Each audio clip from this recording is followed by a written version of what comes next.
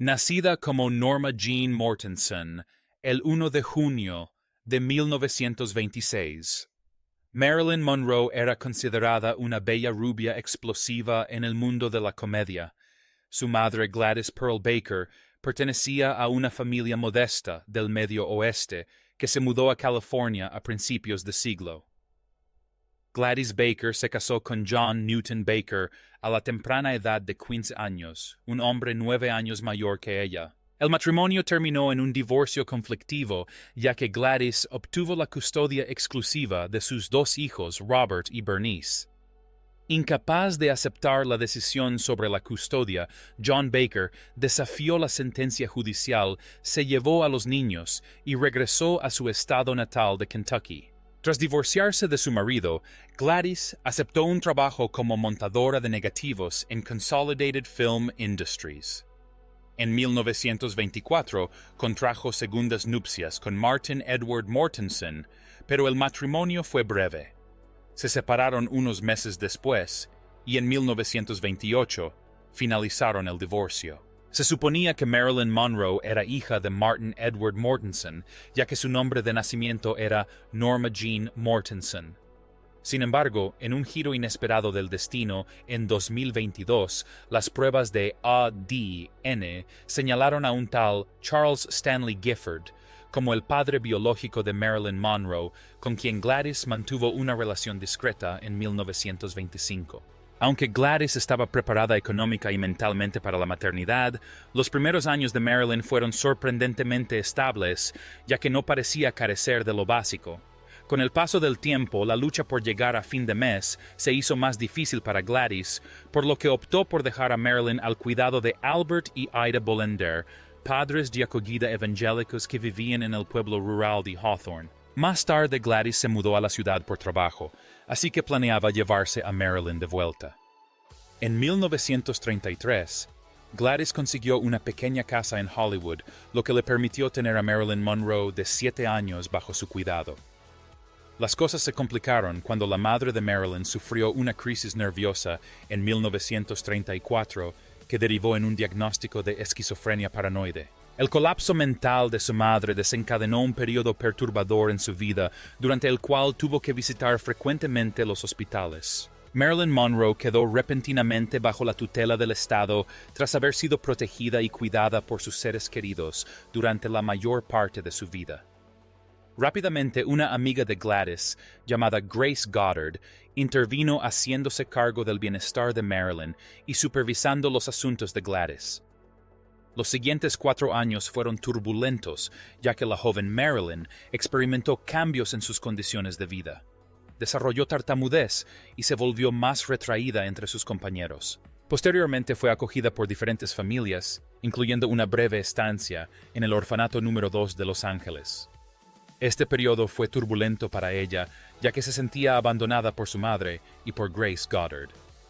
Esta situación pronto cambió cuando Grace Goddard finalizó los trámites para convertirse en su tutora legal en 1936, aunque Marilyn no abandonó el orfanato hasta el verano de 1937. Su posterior estancia con los Goddard y sus breves periodos viviendo con familiares en Los Ángeles y Compton avivaron el deseo de Marilyn de convertirse en actriz.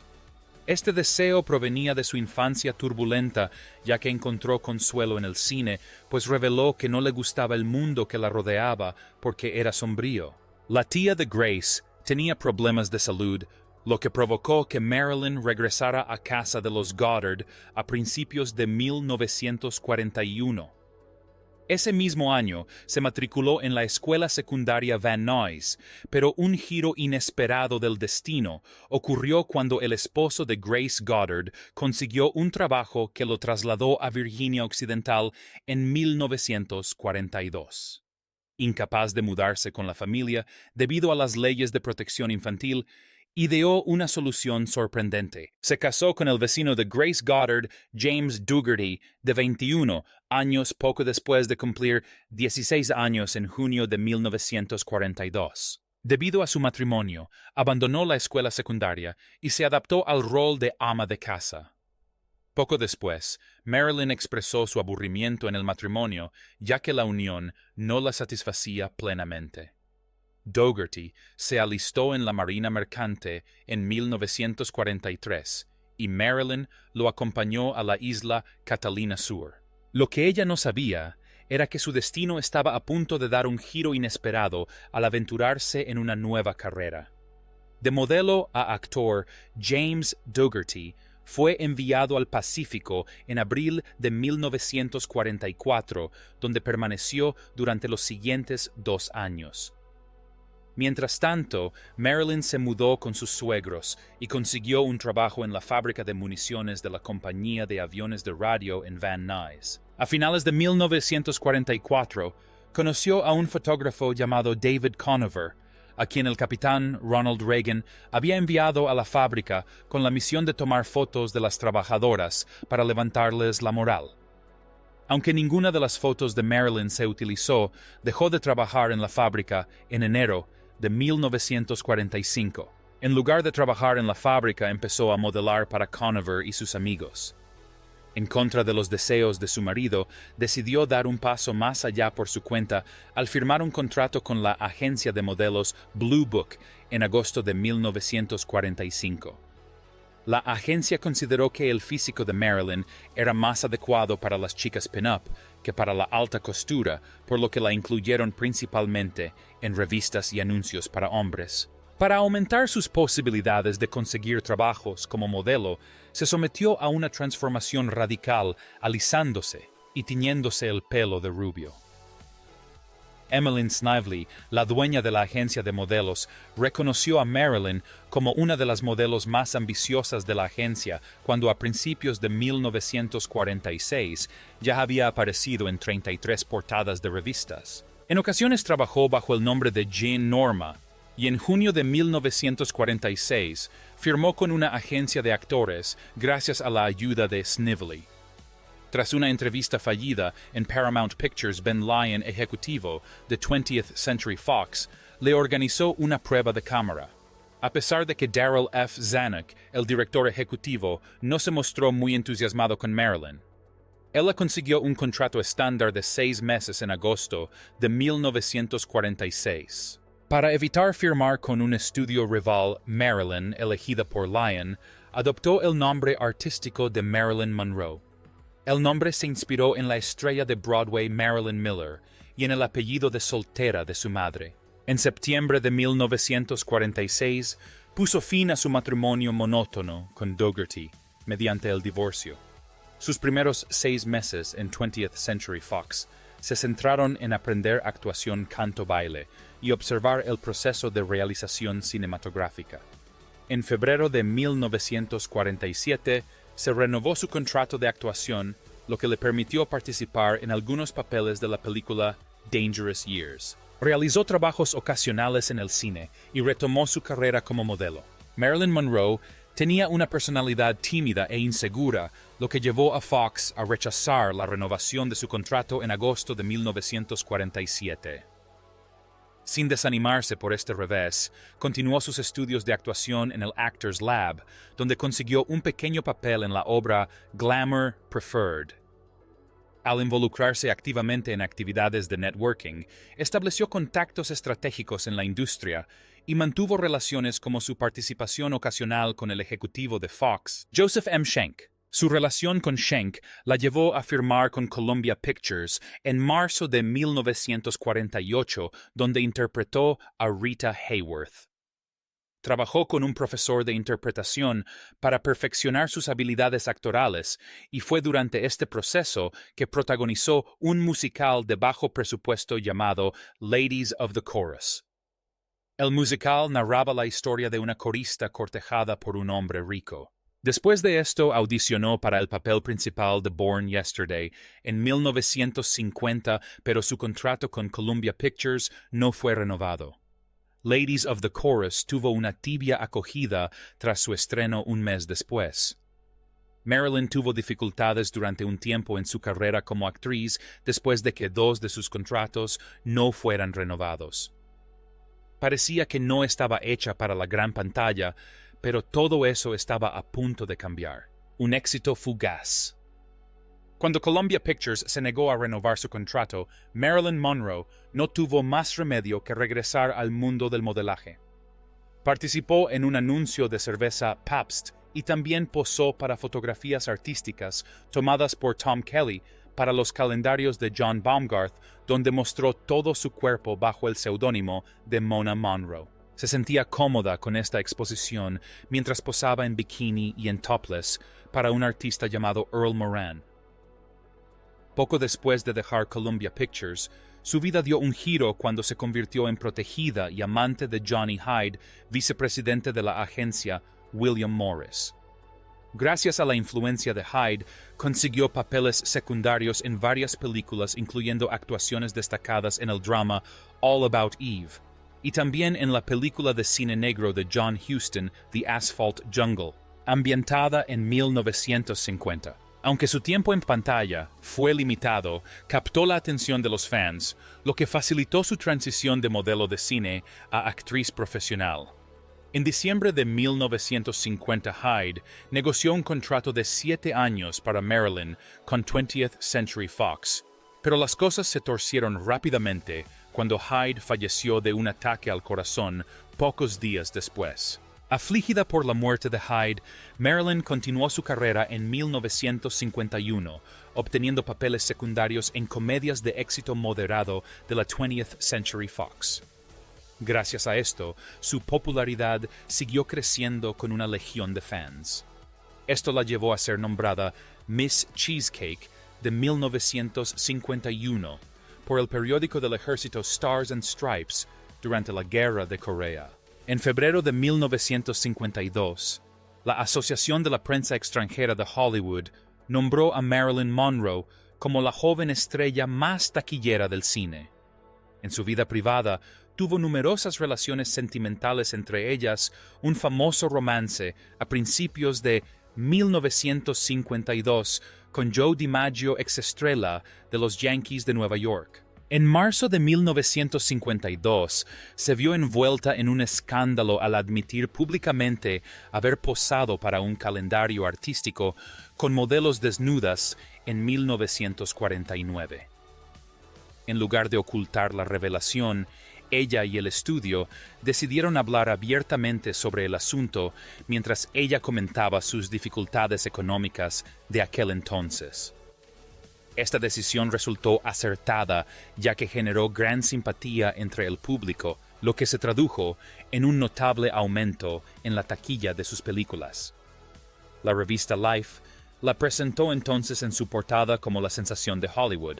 Una columnista de chismes llamada Hedda Hopper la bautizó como la reina de las fotos provocativas, convertida en un éxito de taquilla. Su estudio y su equipo de representantes decidieron aprovechar al máximo esta repentina popularidad, lanzando estratégicamente 3 películas tituladas Don't Bother to Knock, Clash by Night y We're Not Married.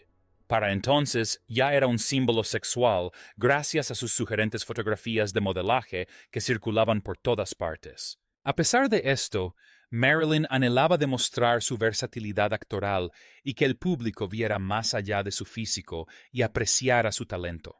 Asistió a clases de actuación y aceptó diversos papeles en películas. Con el tiempo, desarrolló problemas de adicción debido a sus dificultades personales, lo que le causó numerosos problemas en los rodajes. Otros miembros del reparto y del equipo técnico creían que era difícil trabajar con ella. En 1953, Marilyn tuvo un año que consolidó su posición en la industria cinematográfica. Una película de cine negro en Technicolor titulada Niágara la presentó como una mujer fatal y estableció su característico maquillaje. La comedia musical satírica Los caballeros las prefieren rubias la catapultó a la fama como la rubia tonta por excelencia. Más tarde obtuvo su mayor éxito de taquilla con la película titulada Cómo casarse con un millonario.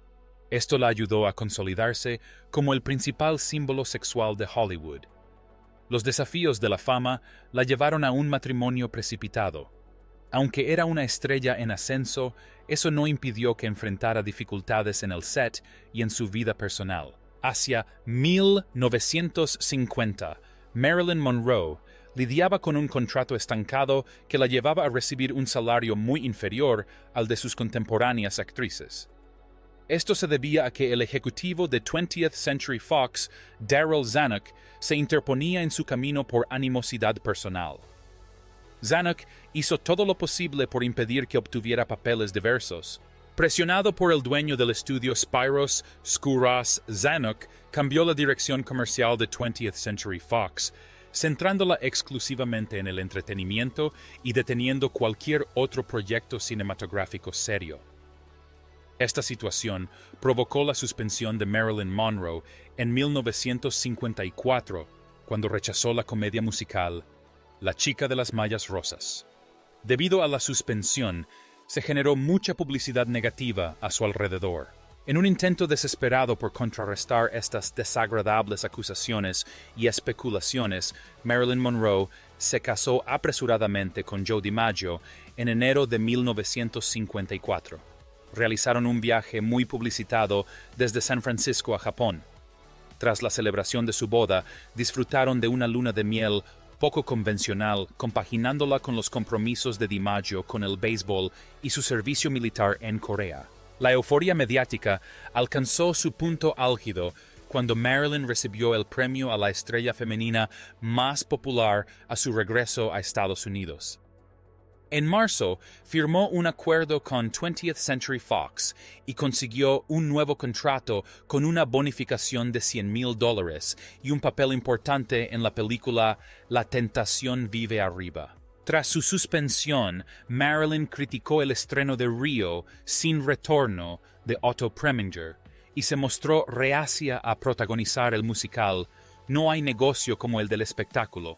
Ambas películas recibieron críticas mixtas, y la segunda fue considerada vulgar por muchos críticos tras su estreno a finales de 1954. Su fortuna dio un giro positivo en septiembre de 1954, cuando la película de Billy Wilder, La tentación vive arriba, incluyó la famosa escena del icónico metro en la avenida Lexington. La película fue un éxito rotundo en 1955 y marcó un punto de inflexión para Marilyn, aunque a costa de su matrimonio con DiMaggio. No pudo soportar los celos y la posesividad de su marido, así que decidió poner fin al matrimonio. Tras el éxito de La tentación, Vive arriba Marilyn y el fotógrafo Milton Green fundaron Marilyn Monroe Productions, lo que desencadenó una batalla legal con Fox por promesas incumplidas por su parte.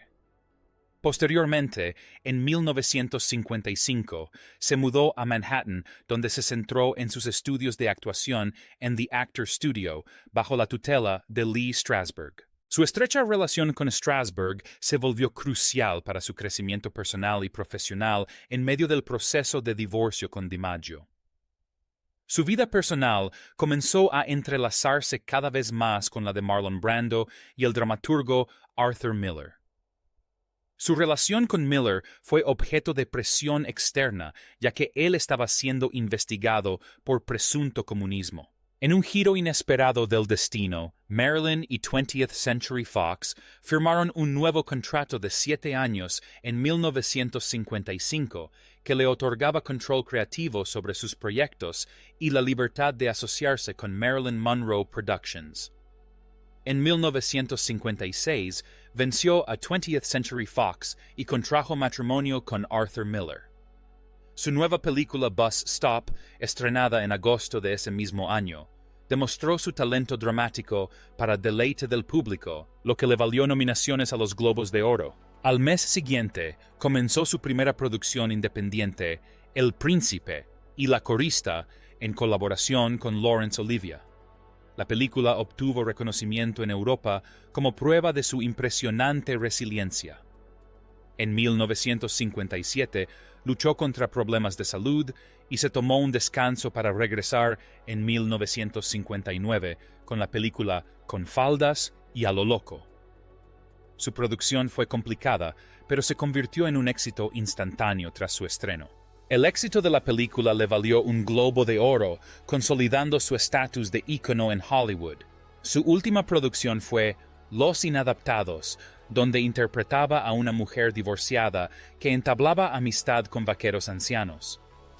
En ese momento su matrimonio con Miller se disolvió, ya que él inició una relación con la fotógrafa Inge Morath.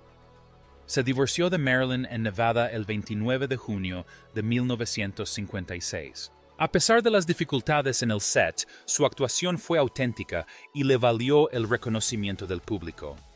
En 1961 enfrentó graves problemas de salud. Durante su hospitalización por depresión, encontró consuelo en su amistad con Frank Sinatra y Joe DiMaggio. Marilyn se mudó definitivamente a California en 1961 y regresó a la vida pública en 1962, recibiendo el prestigioso Globo de Oro a pesar de su enfermedad. La noche del 4 de agosto de 1962, su ama de llaves, Eunice Murray, se quedó a pasar la noche. Estaba preocupada por Marilyn y se despertó a las 3 de la madrugada. Al llamar a Marilyn, pero no obtener respuesta desde adentro, Greenson forzó la entrada al dormitorio por una ventana y la encontró muerta en su cama. El médico de Marilyn, Hyman Engelberg, llegó a su casa alrededor de las 3:50 de la mañana y confirmó su muerte. El Departamento de Policía de Los Ángeles recibió una notificación a las 4:25 de la mañana. Marilyn Monroe falleció entre las 8:30 de la tarde y las 10:30 de la tarde del 4 de agosto, según reveló el informe toxicológico que atribuyó su muerte a una intoxicación aguda por barbitúricos. El informe destacó el hidrato de cloral y pentobarbital en su sangre, así como pentobarbital en su hígado. Al registrar alrededor de su cama, encontraron frascos de medicamentos vacíos cerca de ella. El juez forense adjunto, Thomas Noguchi, sopesó estos factores y la ausencia de indicios de delito y dictaminó que su muerte fue autoinfligida. Su repentino fallecimiento fue noticia en toda Europa y Estados Unidos. La opinión pública quedó conmocionada y su muerte generó numerosas reacciones. El artista francés Jean Cocteau destacó las lecciones que debía dejar su muerte. Colegas de Marilyn como John Olivier y Joshua Logan expresaron sus opiniones destacando el grave impacto que el sensacionalismo tuvo en ella. Joe DiMaggio, Bernice Baker Miracle y su representante organizaron un funeral privado el 8 de agosto en el cementerio Westwood Village Memorial Park. Si bien una gran multitud siguió la ceremonia desde afuera, solo asistieron sus allegados más cercanos. El amor de Joe DiMaggio por Marilyn nunca flaqueó, pues siguió enviándole rosas a su tumba cada semana, tal como ella le había pedido, y él había aceptado. Durante las décadas siguientes surgieron diversas teorías conspirativas para esclarecer la causa de su muerte. Algunos teóricos de la conspiración apuntaban a la posibilidad de un asesinato. La biografía de Norman Mailer, en 1973, inició una especulación generalizada sobre un posible asesinato, lo que llevó a una investigación preliminar en 1982 por parte del fiscal de distrito del Condado de Los Ángeles, John Van de Kamp.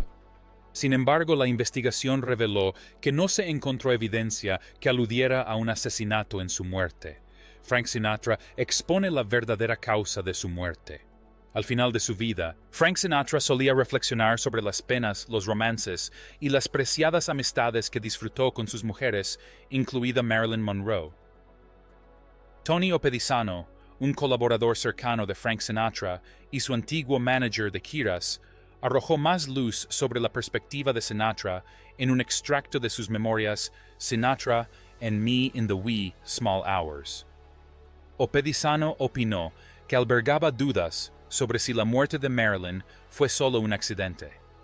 Creía firmemente que falleció como resultado de un asesinato. Opedisano nunca superó la muerte de Marilyn.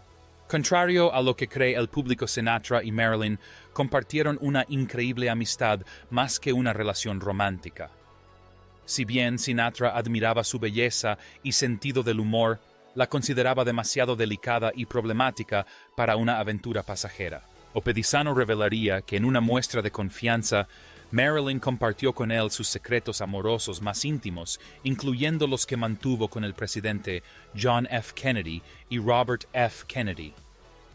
Cuando estas relaciones terminaron abruptamente, Marilyn habló con Sinatra y le expresó su confusión por haber sido completamente excluida una vez que los lazos románticos se rompieron.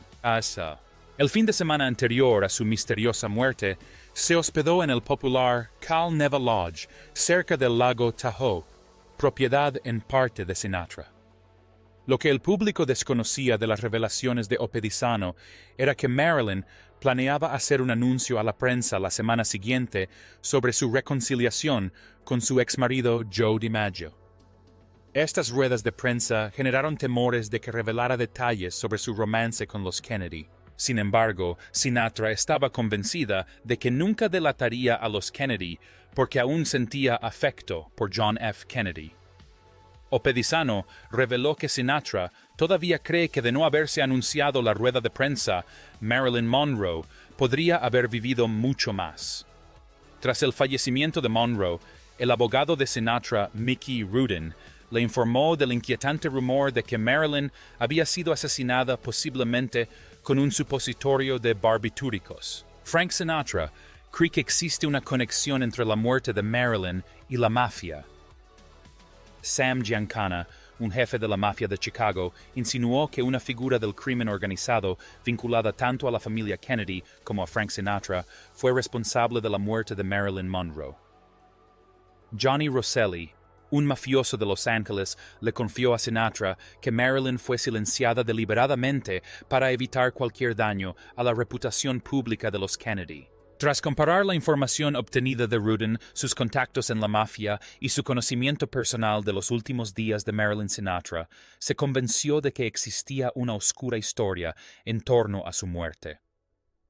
Opinaba que Robert F. Kennedy, en complicidad con el líder sindical Jimmy Hoffa, había planeado el asesinato de Marilyn, obligándola a recibir una inyección letal. Esta imagen mostraba una imagen espeluznante de la conspiración para eliminar a Marilyn y proteger la posición política y la reputación de los Kennedy.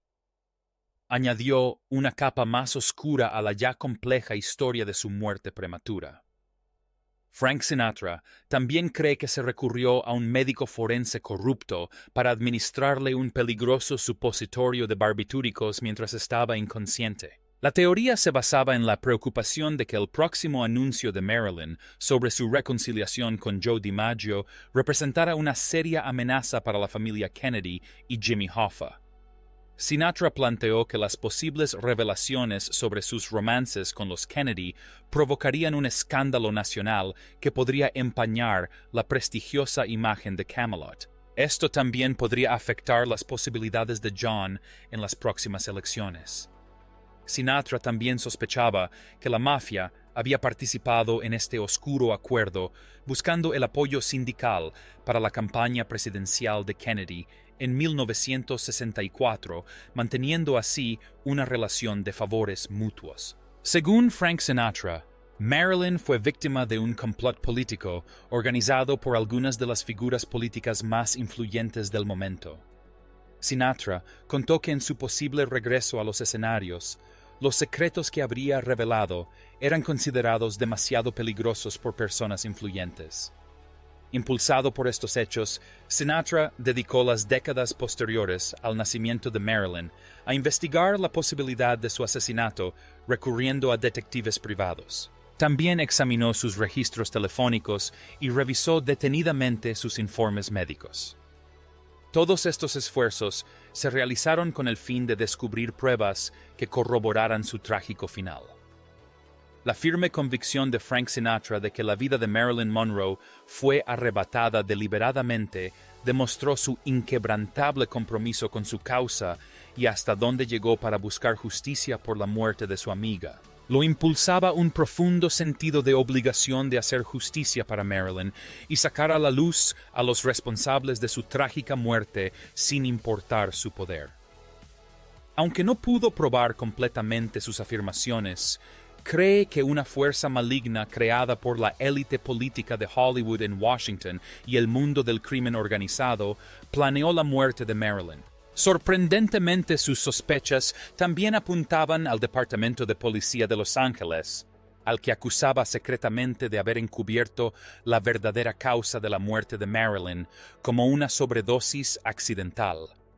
El deseo de Sinatra de descubrir la verdad estaba impulsado por un profundo sentimiento de pérdida e injusticia hacia Marilyn, pues albergaba un resentimiento duradero hacia aquellos a quienes consideraba responsables y cómplices de su muerte, como la familia Kennedy, Jimmy Hoffa y los líderes del crimen organizado. Su creencia se basaba en el hecho de que estas poderosas entidades no solo habían asesinado a Marilyn, sino que también se esforzaron al máximo por encubrir su participación en su muerte.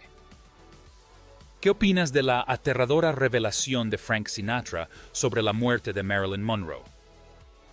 Déjame tu opinión en la sección de comentarios. Dale a me gusta. Si te interesa el video, compártelo y suscríbete al canal para ver más videos relacionados.